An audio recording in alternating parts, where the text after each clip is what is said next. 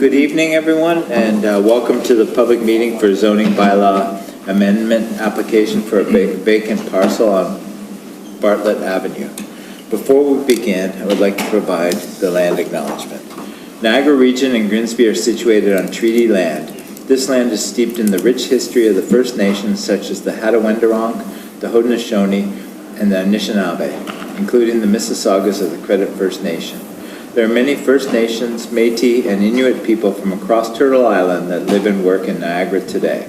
The regional municipality of Niagara and the town of Grimsby stand with all Indigenous people, past and present, in promoting the wise stewardship of the lands on which we live. The premise of this public meeting is to provide opportunity for the public to provide input on the proposed application. I would like to stress that there have been no decisions or recommendations made by council or planning staff on these applications. This meeting is conducted in accordance with the town's procedural bylaw. All participants are asked to conduct themselves with decorum and respect and provide the opportunity for all members of the public to express their opinion in an environment of tolerance on all points of view and free of intimidation. The intent is to create a venue to encourage people to participate in the process and provide their input. If a person or public body would otherwise have an ability to appeal the decision of the Council of the Town of Grimsby to the Ontario Land Tribunal, but the person or public body does not make oral submissions at a public meeting or make written submissions to the Town of Grimsby before the proposed zoning bylaw amendment is adopted, the person or public body is not entitled to appeal the decision. If a person or public body does not make oral submissions at a public meeting or make written submissions to the Town of Grimsby before the proposed zoning bylaw amendment is adopted, the person or public body may not be added as a party to the hearing of an appeal before the Ontario Land Tribunal unless, in the opinion of the tribunal, there are reasonable grounds to add the person or public body as a party. With us this evening is Jared Marcus, Arcus IBI Group, planning staff in attendance, Adam Gignac, planner, and Walter Basic, assistant director of planning. Tonight we will start with staff providing a brief presentation outlining the process and the application. Next, the consultant team will provide an overview of the proposal, and that will be followed by an opportunity for you to ask questions. If you have not already done so, please ensure that you have signed in so you will be informed of future meetings on this proposal. As we navigate the virtual public meeting, we ask all participants for your patience. Each participant will be called in order and will be provided 10 minutes to speak. Each presenter may speak only once. If you hear your comment presented by someone else, please do not duplicate the remarks. All of the comments are being recorded and will be taken into consideration.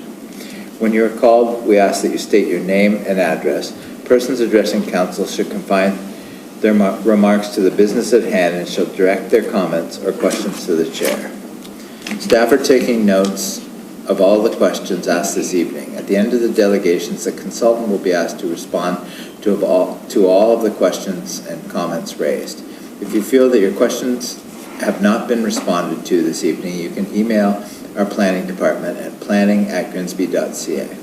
Adam, now you'll give your presentation. Good evening.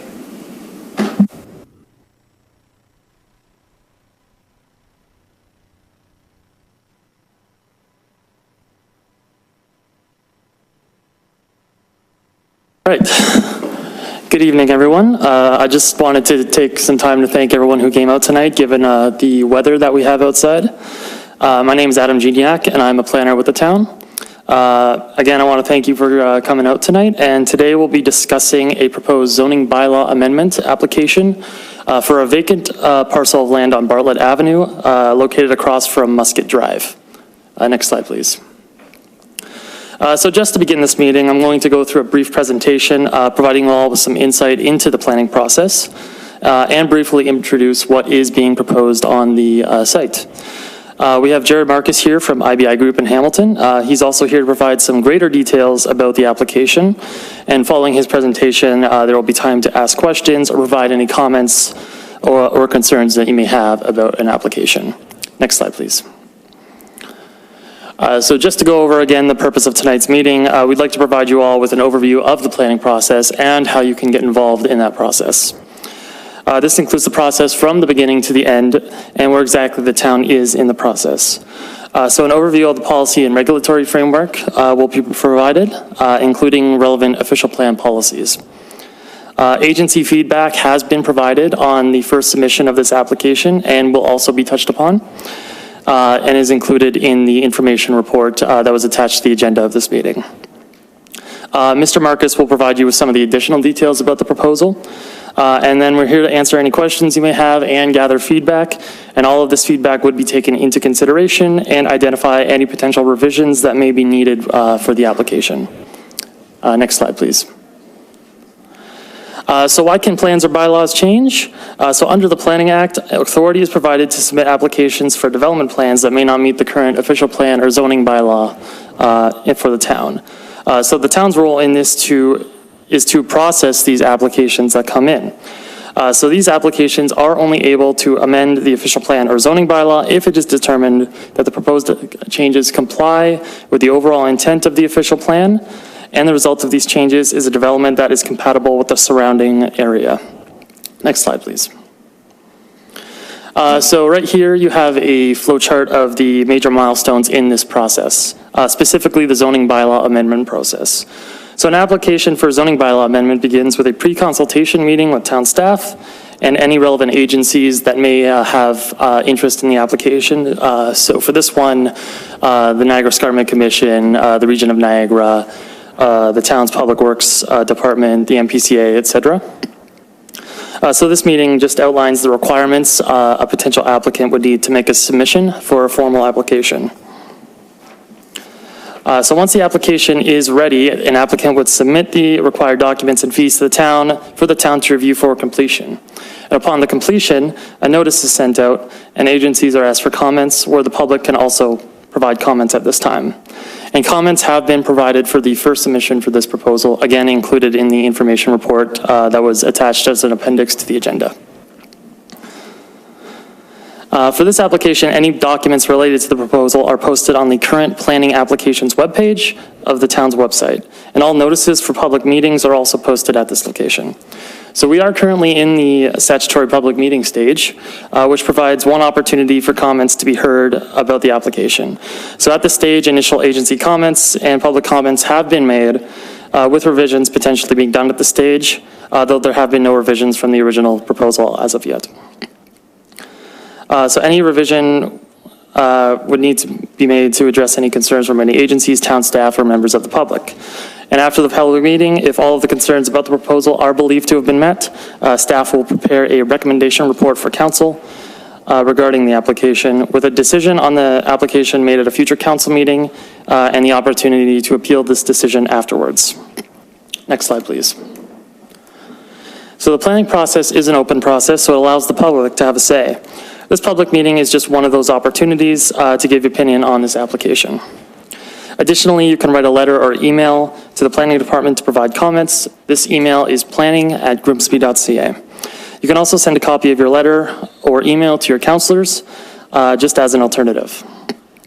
The public meeting is not the last opportunity to provide comments. Comments will continue to be accepted until the staff recommendation report has been prepared and submitted to council. Next slide, please.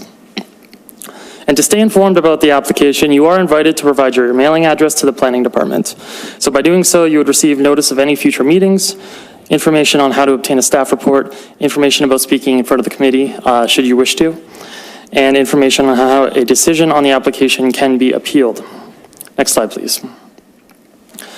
So just moving on to the proposal, I'm going to give a brief introduction to it. I'll let Jared take care of most of the details. So this application is for the creation of 3 residential lots through a consent and zoning bylaw amendment. So the proposed zoning would be amended from residential detached 1, RD1 15 zone, to residential detached 4, RD4 45 zone. Next slide, please. So just moving on to one brief point about this application is that in addition to the zoning bylaw amendment application, there were 2 consent applications that were also made to facilitate the creation of the 3 lots. So consent applications are a part of a separate approval process. So this, from the zoning bylaw amendment, as these consent applications are heard at a land division committee hearing. So the land division committee hearing for these particular consent applications was last week on Thursday, February 23rd. The decision at the hearing was to approve the consent applications subject to various conditions, one of which was the approval of the associated zoning bylaw amendment. As such, this public meeting today deals with the zoning portion of the applications made by the applicants as opposed to the consent and lot division applications. Next slide, please. All right. So just to go over the official plan designation, the official plan designates the subject lands here as a low-density residential area. The policies for this designation are located in section 342 of the official plan. This designation permits a mixture of residential uses, including single detached dwellings. It is considered a stable residential neighborhood, but does allow for limited development, evolution, and rejuvenation. And the maximum permitted height in this designation is 2.5 stories. Next slide, please. And as stated earlier, the current zoning designation on the properties is residential detached 1. So the RD1 15 zone permits a range of residential uses, so including bed and breakfast, group home, single detached dwelling as the primary uses, and a secondary suite and home occupation as secondary uses. So the proposed zoning is residential detached 4 or RD4 45, 45 representing the maximum permitted lot coverage. There are also proposed modified performance standards, again, for lot coverage, minimum front yard setback, and minimum rear yard setback. And this zone also permits the same permitted uses as the RD1 zone. So your bed and breakfast, group home, or single detached dwelling as your primary uses, or secondary suite and home occupation as secondary uses. And thank you.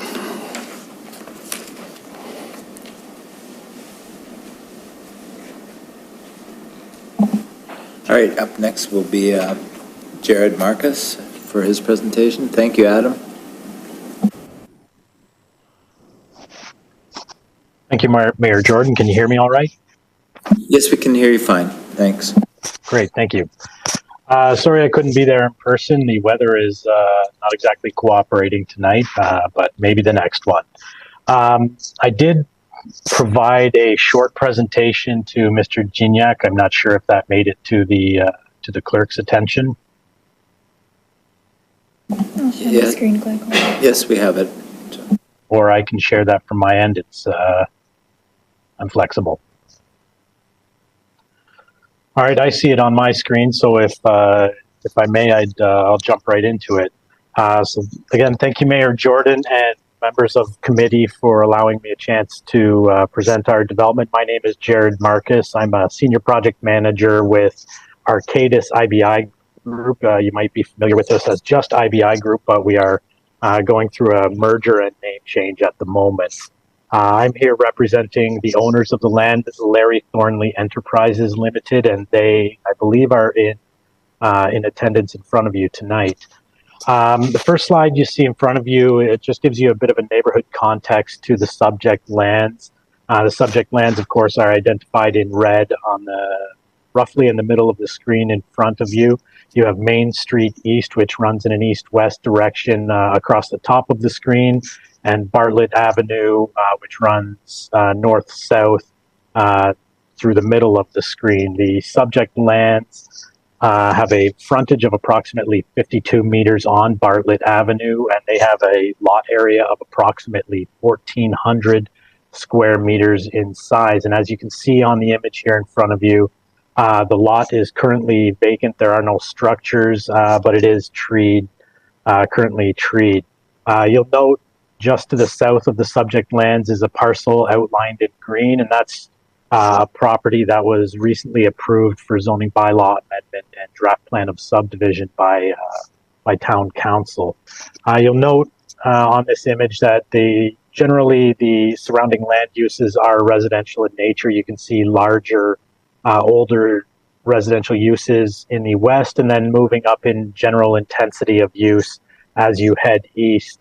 You'll see immediately north of the subject lands is a small commercial building. I would note for disclosure that Arcadis IBI Group is representing the landowner of that property, and they have filed a zoning bylaw amendment application, though that's not connected in any way to my client's applications, and I am not representing that landowner. Similarly, as you look to the east of Bartlett at the intersection of Main Street, there's some more commercial uses, and then further north of that, you'll see some higher density, medium density land uses. Next slide, please. Next slide, again, just outlines the official plan designation. You saw this on Mr. Gignac's presentation. Subject lands are identified generally in the center of the screen in a red outline, and the designation is low-density residential area, which permits a density of up to 25 units per hectare and maximum heights of 2.5 stories. And our proposal, as it sits today, proposes a density of approximately 21.4 units per hectare, so it meets that density threshold set in the official plan. Next slide, please. Next slide shows the context in the zoning bylaw. You can see here that, again, similar to the neighborhood context slide I showed, you'll see that there are lower density zones, MS15, RD1, RD2, as you're looking on the west side of the screen. And again, as you move from west to east, generally the intensity of zoning permissions increases as you go. You'll see RD2, RD3, RM1, RD4. So zones that allow more intense land uses. The subject lands, again, are outlined in a red, in the middle of the screen. And you'll see that the existing zoning is at RD115, which permits single detached dwellings up with a lot coverage of 15%. And of course, our application tonight is seeking to change that to RD4 45 zone. Next slide, please. This is the last slide for you tonight, but this is the most important slide. This shows the development concept. As you heard from Mr. Gignac, this application was consent application for this project was heard on Thursday night, and you'll see the three separate colors we used to outline how we were dividing or proposing to divide up this property. You'll see at the top of your screen that would be the west side of the property if the orientation were changed, and you'll see the letters S1, S2, and R. That represents the two consent applications. So consent application S1 proposes to create that green lot, and it has a frontage of 19.6 meters in an area of approximately 530 square meters. You'll note that on the right-hand side of that lot, which would be the north side, there is a blue outline, and that's a proposed easement for stormwater catch basin and lead in the favor of the town. That application leaves the remnant parcel, which is S2 and R together, but the second application we filed, S2 or Severance 2, seeks to create that yellow lot in the middle, and that lot is proposed to have a width of 14.5 meters and 416 square meters of lot area. And then that leaves the remnant parcel on the south or the left-hand side of your screen, and that's denoted by an R. And that parcel is proposed at 18.4 meters in width and approximately 466 square meters in size. Again, you'll note that there is a blue rectangle on that one again, and that's for a stormwater easement for the catch basin and proposed catch basin lead to the municipal sewer and in favor of the town of Grimsby. As I noted, the zoning bylaw amendment is seeking to change from the current RD115 to an RD4 modified zone. And that proposal would allow these lots to comply with the minimum frontage and minimum area requirements of that zone. As well, we are not proposing any modifications to the minimum side yard setbacks or the maximum building height provisions. We are, however, proposing modifications to the front and rear yard setbacks. You'll see that the front is on the bottom of the screen or the east side of the property. We're proposing a consistent 6-meter lot front yard setback as opposed to the town's bylaw, which requires a variable setback based on the existing setbacks on the adjacent properties. It's just an easier, it's a typical dimension for new residential development, and it's just easier to for a future lot owner to design to. Similarly, you'll note on the top of the screen, which is the west side of the property, we are proposing 7.5 meter rear yard setbacks, and that's as opposed to the town zoning bylaw, which requires, again, a variable setback based on the lot depth of the property. So 7.5 or 25 feet, again, being just a consistent modern residential zoning standard, and just easier for a future lot owner to design a house to than a variable dimension. And lastly, you'll note the 45% in the middle of each of the building lots.